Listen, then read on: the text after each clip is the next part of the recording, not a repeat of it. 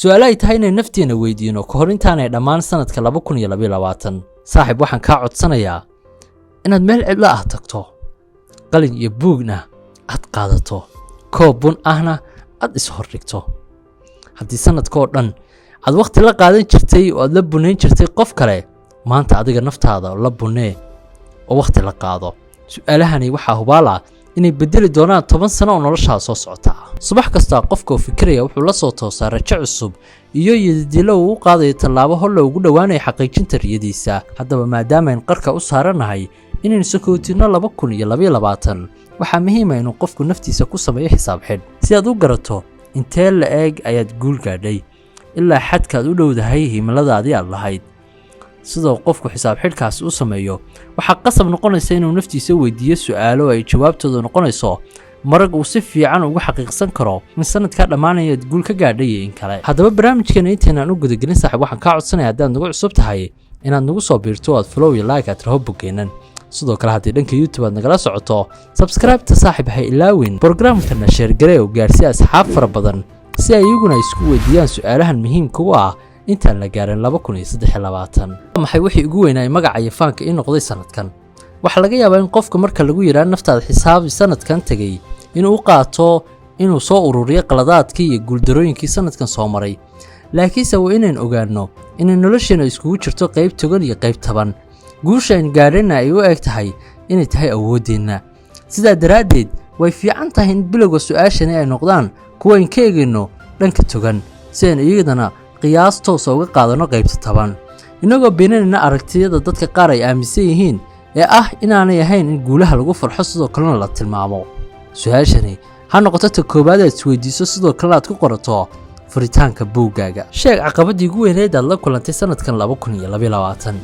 waa arrin nolosheena ka mid ah inaynu hadba badweyn iyo duruufo kala duwan galno ujeedadani ka leenahay waa inuu qofku xasuusnaado duruufahaas adag waa inay caawiso garashada awooddeena runta ah oo hadda kadib hawsha aynu galayno iyo itaalkeena muuqda iyo ka dadbanba isku qiyaasno waxa kale oo xasuustani inaga caawinaysaa inay casharo iyo cibaaro kale kala baxno duruuftaasi oo aanay nagu soo noqon sanadka soo socda sidoo kalena aynu u helno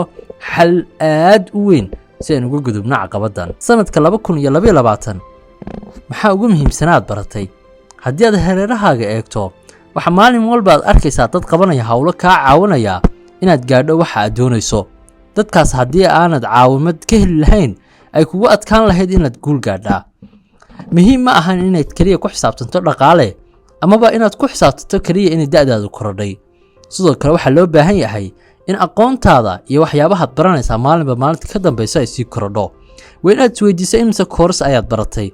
imisa qof ayaad baratay imisa macluumaad oo kaa maqnaa ayaa kugu soo kordhay oo ogaatay tani waxay kaa caawinaysaa inaad si dhab u ogaato inaad korriin qofnimo samaynayso iyo inaad korriin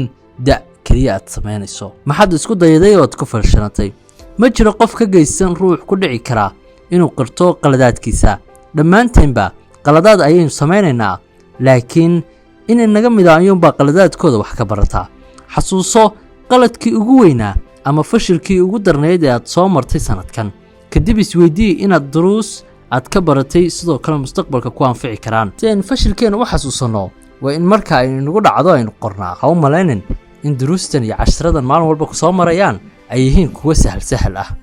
qof gurigiisa iska hurdaa marnaba ma fashilmo bugaagta sanadka 2022 akhriday in noloshaada saameynta ku yeeshay waa kuwee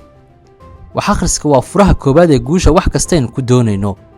wax akhrisku wuxuu ka mid yahay hawlaha ay waajibka tahay inaynu nolol maalmeedkeena waqti ugu samayno muhiim ma aha tirada bugaagta aad akhriday mararka qaarkood waxa laga yaabaa inaad bugaag badan aad akhrido balse aanay macno badanba noloshaada ku soo kordhin laakiin haddii hal iyo laba buug aad akhrido oo noloshaada wax weyn ka bedelaan taas ayaa mudnaanta leh isweydii maad akhriday bugaag imisa buug ayaad akhriday sidee ayay noloshaada u bedeleen haddii sanadkan intiisa badanba ay kugu dhaaftay